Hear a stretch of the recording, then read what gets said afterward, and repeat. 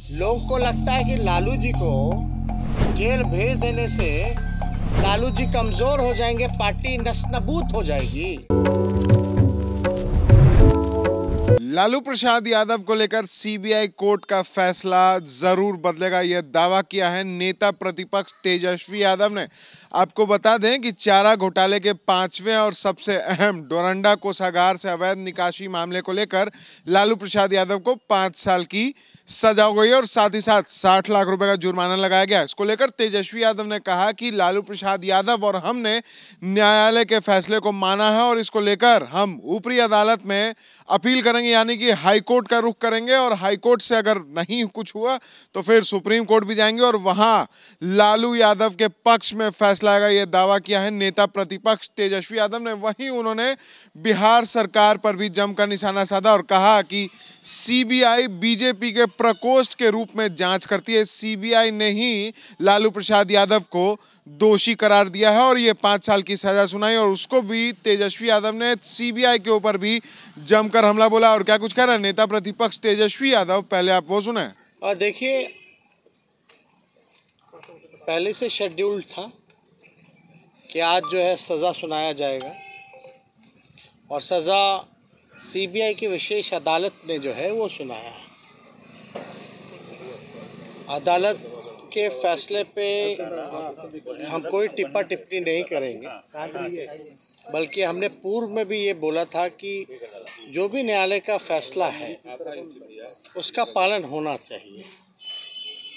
और लालू जी लगातार शुरुआत के दौर से ही जो भी अदालत का निर्णय रहा है वो आदेश को उन्होंने माना है।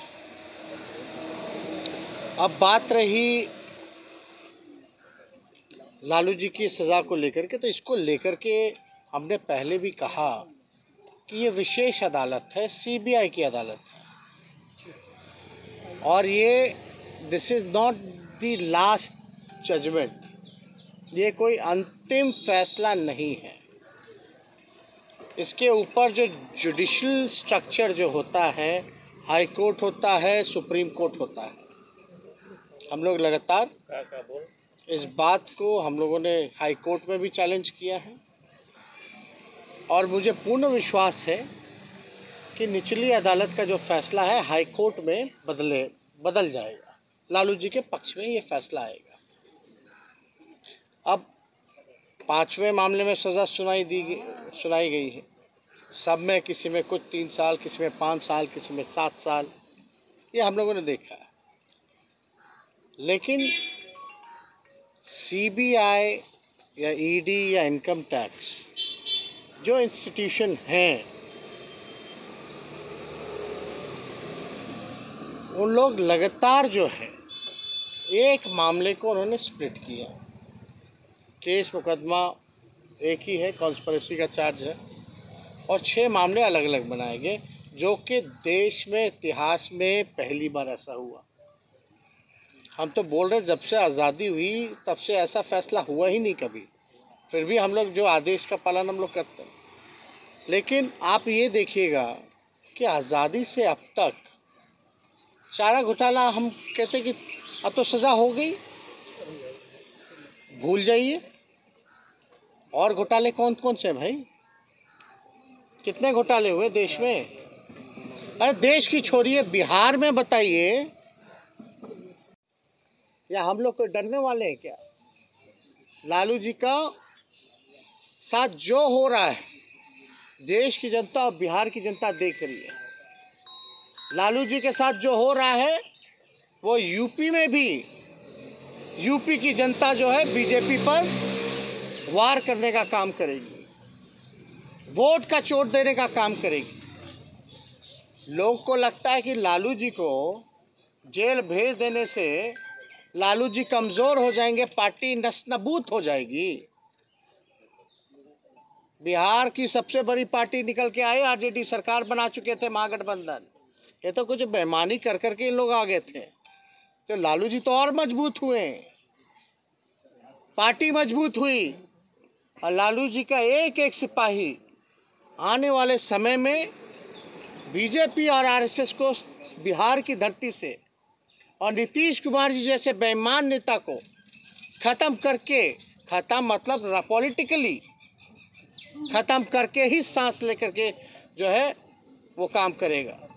ये चुनौती है जो देश के लिए, जिन लोग बर्बाद कर रहे हैं, जो देश के युवाओं को बर्बाद कर रहे हैं, देश के संपत्तियों को बेचा जा रहा है। तो सीबीआई ईडी इनकम टैक्स नहीं है। रेल बेच दिया, सेल बेच दिया, एयर इंडिया बेच दिया, LIC बेच दिया, इंडियन ऑयल, भारत पेट्रोलियम सब बेच दिया, लेकिन चार्जशीट हम लोगों पर। किस शर्त पे बेचा, क्या बेचा? और खरीदार 2-4 ही लोग पूरे देश भर में देश के संपत्तियों को खरीद रहे हैं। ये है क्या न्याय? कहाँ है जांच एजेंसियां? हम तो चुनौती देते हैं, थोड़ा जांच करके बताएं।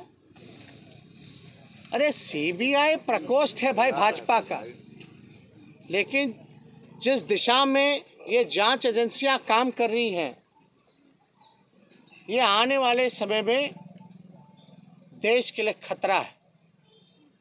इसलिए हम कह रहे हैं कि कोई पॉलिटिकल पार्टी का प्रकोष्ठ होकर के अगर कोई काम करेगा, ये इंस्टीट्यूशन सदैव रहेगी, लेकिन सत्ता में रहने वाले लोग हमेशा बदले जाएंगे, कोई परमानेंट नहीं।